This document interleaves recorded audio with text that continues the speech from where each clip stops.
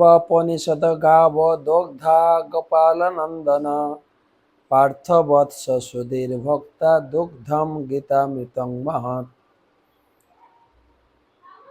এই গীতা হচ্ছে সমস্ত বেদ পুরাণ উপনিষদের নির্যাস গীতামৃত, যেটাকে বলে অমৃতময় দুগ্ধের মতো।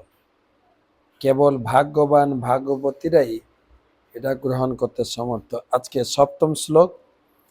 কার্পণ্য দোষ পহত স্বভাব পৃচ্ছামি তাম ধর্ম সমূঢ় চেতা যৎশ্রেয়সান্নিশ্চিতং ব্রূহি তন্মে শিষ্যস্তে অয়ম সাধি মাম তং প্রপন্যম।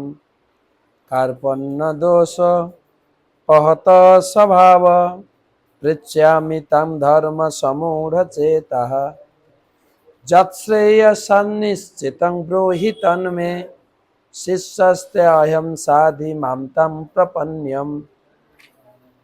কার্পণ্যজনিত দুর্বলতার প্রভাবে আমি এখন কিং কর্তব্য বিমূঢ় এবং আমার কর্তব্য সম্বন্ধে বিভ্রান্ত।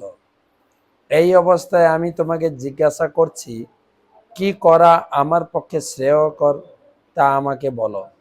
এখন আমি তোমার শিষ্য এবং সর্বতোভাবে তোমার শরণাগত। দয়া করে তুমি আমাকে নির্দেশ দাও।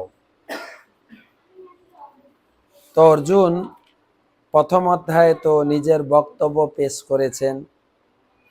দ্বিতীয় অধ্যায়ে ভগবান যখন ভৎসনা করে তাকে রথের উপরে উঠে দাঁড় করালেন, অর্জুন ধীরে ধীরে ভগবানের শরণাগত হয়ে পড়লেন।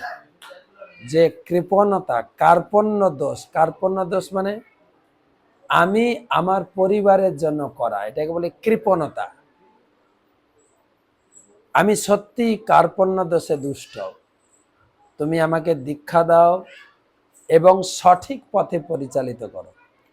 একজন গুরু পরম্পরায় সদ্গুরু একজন মানুষকে সঠিক পথে পথ দেখাতে পারে, তাছাড়া সবাই বেঠিক পথে চলছে।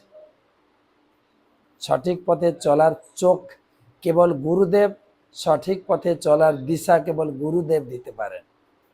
তাই অর্জুনকে সঠিক পথে পরিচালনার পথে নিয়ে যাবেন। অর্জুন সবে দীক্ষা গ্রহণ করলেন।